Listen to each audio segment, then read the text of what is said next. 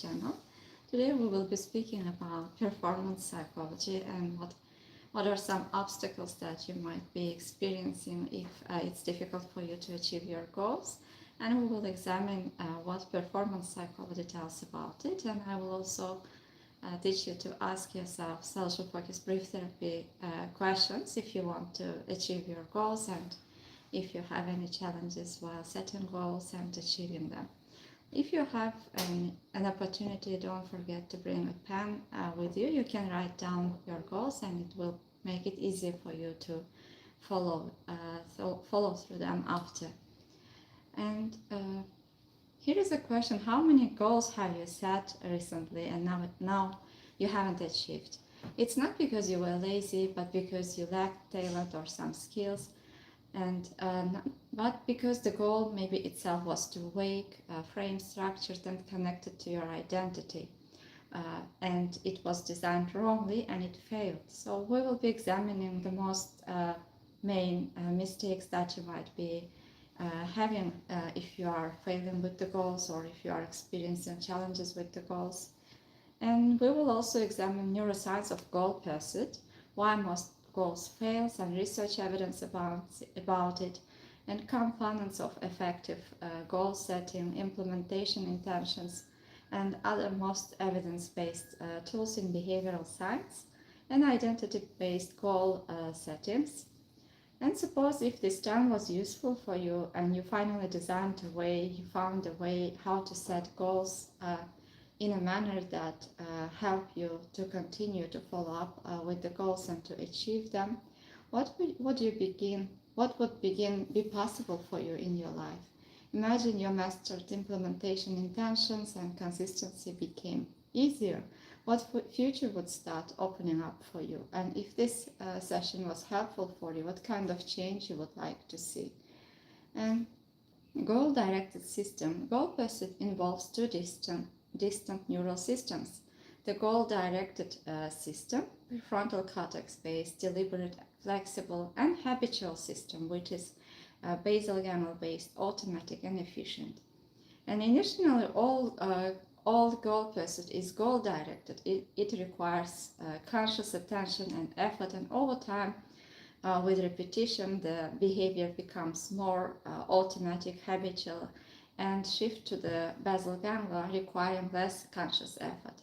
For instance, think about behaviors or habits that you already have. Most probably, you don't have any anxiety or you don't experience any challenging feelings while you are brushing your teeth or doing everyday habits. In the same manner, you can develop new habits and you can design your goals in a manner that slowly will make them as habits, and it will become effortless to implement them. So the neurological basis of habit formation explains why building system matters more than relying on willpower, which is a prefrontal cortex resource that depletes.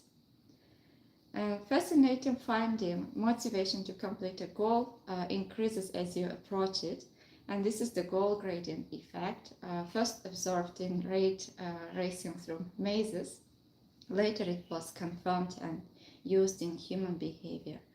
And its implications include breaking large goals into smaller milestones can create more frequent goal gradient effects, more frequent motivation spikes, and tracking progress, visually seeing the gap close, significantly enhances persistence. So what does it mean for us?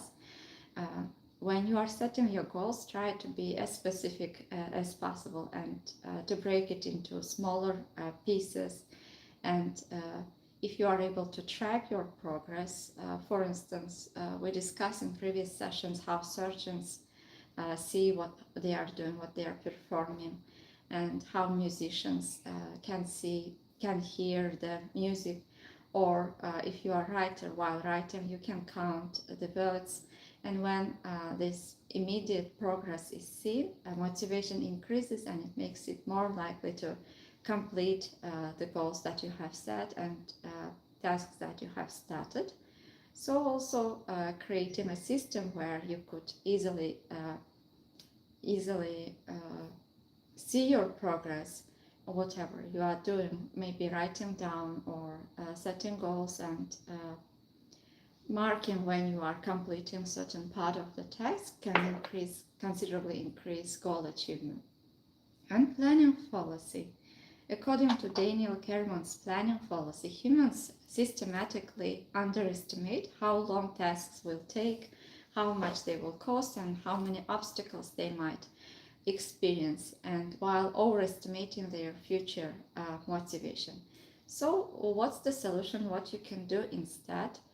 A reference class forecasting was developed, and instead of imagining the ideal scenario, uh, people were asked to look at how similar goals actually went for similar people in similar circumstances, and then they could estimate from that base rate, not from optimism. And outcome goals without process goals, the most common goal setting error is setting outcome goals. For instance, I want to finish this assignment without processing certain goals. And when you set plan a certain limit for each day, it will be easier to follow through and to stay more motivated. So, and another mistake is vague goals. For instance, if you want to become healthier or if you want to be more productive, this is not sufficient. It's a vague goal, and it will cause more complications, difficulties while implementing it. So instead, you can set more specific goals, such as I'm going to study for 30 minutes every day, or I'm going to eat half plate of vegetables during the lunch, and this can help you to stay more realistic and to maintain your motivation and to decrease decision fatigue, making it more likely for you to complete the goal. And according to Edwin Locke and Gary Leham's goal setting theory, one of most replicated findings in organizational theory shows that specific difficult goals outperform vague easy goals consistently. So another detail to be considered is that your goals shouldn't be too easy or too complicated, because this impacts motivation. And when the goals or tasks are slightly challenging, this can help you to stay focused and more motivated and more likely to complete the goals. So specificity and appropriate difficulty are not non-negotiable. And ignoring obstacles. Oftentimes we don't think about obstacles that we might encounter. So as it was already mentioned, thinking about possible obstacles we might encounter and making if-then plans for them. And for instance, observing which challenges other people similar to you might have encountered and how they coped can help to give you insights on what mistakes are we taking while trying to set goals and to implement goals. And pure positive visualization, for instance, of goal achievement isn't also found very useful, because when we are visualizing as if we have already completed a certain goal, our brain might not be able to differentiate it between the reality and the thought, and this might be also decreasing motivation in a sense. So when we are also thinking about possible obstacles and trying to find solutions for them, this was found more helpful while we are trying to complete the goals. So what works? The single most evidence-based behavioral change tool is implementation intentions, which was developed by Peter Goldwitzer at New York University. And its structure goes like, when situation X occurs, you can do behavior Y. And when, for instance, you sit down at your desk at 8 a.m., I will open my manuscript before email. Or when I feel the urge to check my phone during the work, you can set a plan for yourself. What are you going to do in order not to distract yourself? And according to meta-analysis, implementation intentions increased goal achievement by around 200-300% compared to simple goal intentions. And they work by creating automatic situational triggers, not decision is pre-made, removing willpower from the equation. So this means in a simple language that, for instance, when you set a weight goal and when you are trying to implement it, you will need to take a lot of decisions. This will create decision fatigue, maybe anxiety, and this will make it more likely for you to procrastinate or to avoid the task or to distract yourself. But when you are preparing everything in advance and when you are setting more certain detailed goals, it's more likely that you will follow through them, because this decreases decision fatigue and makes you more likely to complete it. And think of a time when you anticipated obstacles realistically and adapted well.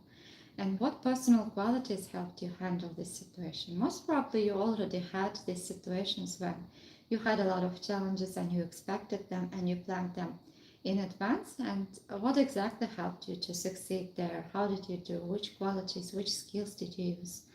And if implementation intentions worked for you by reducing the need of willpower, which routines or triggers in your life could already become allies and factors for change? And which resources, maybe habits, people, environments, past experiences, your mindset, or personal values, skills could help you to create more specific and realistic goals this time? And on your best days, what do you do differently that makes action feel more automatic and less emotionally dependent? So asking yourself these questions can help you to find possible insights on what you really need and what you can use in order to decrease procrastination and to increase goal achievement. And there is another efficient WOOP framework, which was developed by Gabriel Oettinger, and it integrates mental contrasting with implementation intentions. W means wish, what do you wish to achieve? O means outcome, and what is the best possible outcome for you? O includes obstacles, what's the most significant inner obstacle that you might encounter? And P means planning. If obstacle arises, then what you can do, what you will do, an action. And research shows that a WOOP significantly outperforms simple positive goals. And identity-based goals, many researchers emphasize that tying your goals into identity is one of most significant factors that increase goal achievement. For instance, saying I want to exercise is an outcome goal, but thinking about who you will become in that process will make it more likely for you to achieve the goal and to become more motivated, because when you are setting an outcome goal, when you achieve it, motivation falls. But when you set an identity goals or hopes, you can continue moving towards it all the time, but you may never achieve it 100%. So, for instance, thinking I'm someone who moves their body every day, or I'm a person who takes care of their health, is an identity goal for you, and it can be more motivating in most cases. And every action you take is a vote for the identity you want to become. Identity-based goals align across with self-concept, which is far more sustainable than outcome-based goals alone. And suppose, for instance, you already started to move according to the identity that you want to develop. What would be the very first sign of it, that you are becoming the person who you want to become? What would other people notice about you? What difference would it make for them and for you if you were able to be a version of you that you want to be? And what would the future version of you, the one who moves daily, say matters more than motivation? Or if tomorrow you acted just slightly more like an active person, what would you do differently? What would be the first sign that you are choosing to be a healthy person? And what would become possible in your life if I struggle to exercise was no longer part of your identity and it wasn't holding you back? So there are some other tools that are developed by other scientists and frameworks. There is a SMART framework that you probably are familiar with, which includes specific, measurable, achievable, relevant, and time-bound goals. And however, as we have already mentioned, it's important to link it to identity. What identity does the goal express or build? And implementation also, when then plan for the critical actions. And without that identity and implementation, even well-formed smart goals might fail at execution. And every Sunday, for instance, spending 15 minutes on Whoop for your most important goal of the week can help to increase implementation and goal achievement considerably. And research shows that weekly Whoop practice significantly improves follow through compared to monthly or occasional use.